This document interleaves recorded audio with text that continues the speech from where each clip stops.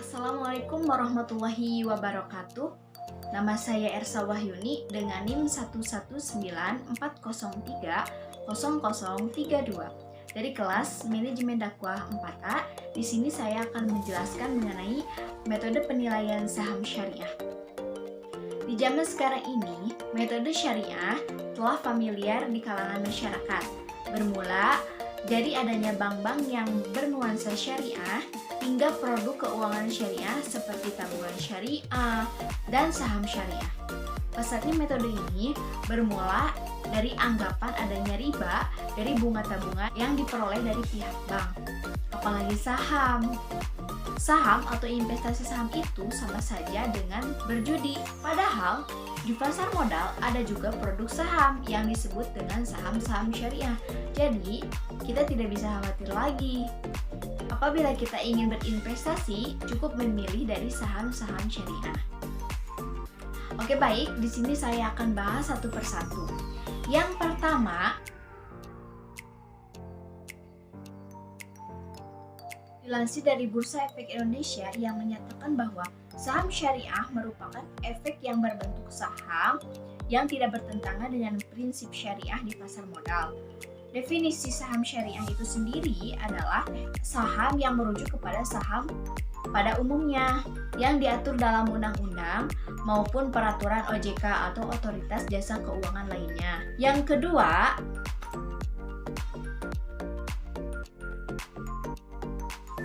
investasi itu sangat penting. Nah, di zaman sekarang ini banyak investasi-investasi yang mengeluarkan modal yang sangat murah yang bisa dibilang sangat cocok untuk para pemula di zaman sekarang ini.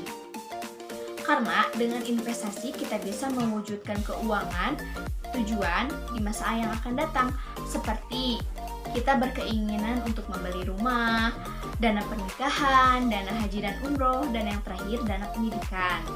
Yang ketiga, sebenarnya berinvestasi itu tidak ada yang sulit apabila kita ingin berusaha mencobanya.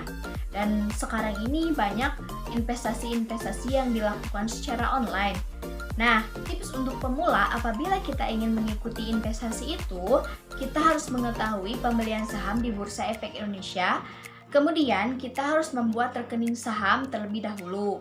Dan pembelian saham ini tentunya dilakukan secara online. Namun, untuk pembuatan rekening saham itu sendiri bukan dari Bursa Efek Indonesia, melainkan dari perusahaan sekuritas.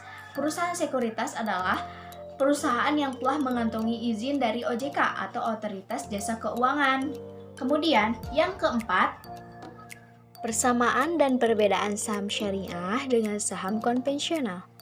Perbedaan antara saham syariah dengan saham konvensional secara lebih detail, tentu saja agar sahabat syariah bisa lebih mudah mempertimbangkan dalam memilih investasi saham nantinya. Saham, baik itu saham syariah atau konvensional, pada prinsipnya masih sama, yaitu surat berharga atau efek yang menjadi bukti bagian kepemilikan atas sebuah perusahaan. Namun, saham syariah memiliki syarat yang lebih spesifik di mana perusahaan yang mengeluarkan saham tersebut tidak boleh memiliki kegiatan yang bertentangan terhadap prinsip syariah serta harus memenuhi syarat untuk menulis saham syariah. Dengan kata lain, saham syariah dan konvensional bisa dibedakan dari perusahaan yang mengeluarkannya.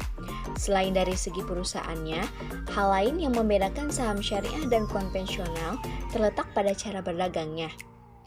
Saham syariah haruslah diperdagangkan sesuai prinsip syariah yang merujuk pada Fatwa DSN nomor 80/DSN MUI/3/2011 yang mengatur mekanisme perdagangan saham syariah.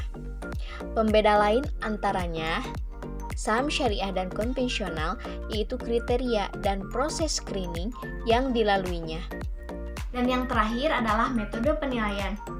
Nah, di dalam metode penilaian ini terbagi menjadi dua. Yang pertama ada analisis fundamental dan yang kedua analisis teknikal. Yang pertama, analisis fundamental.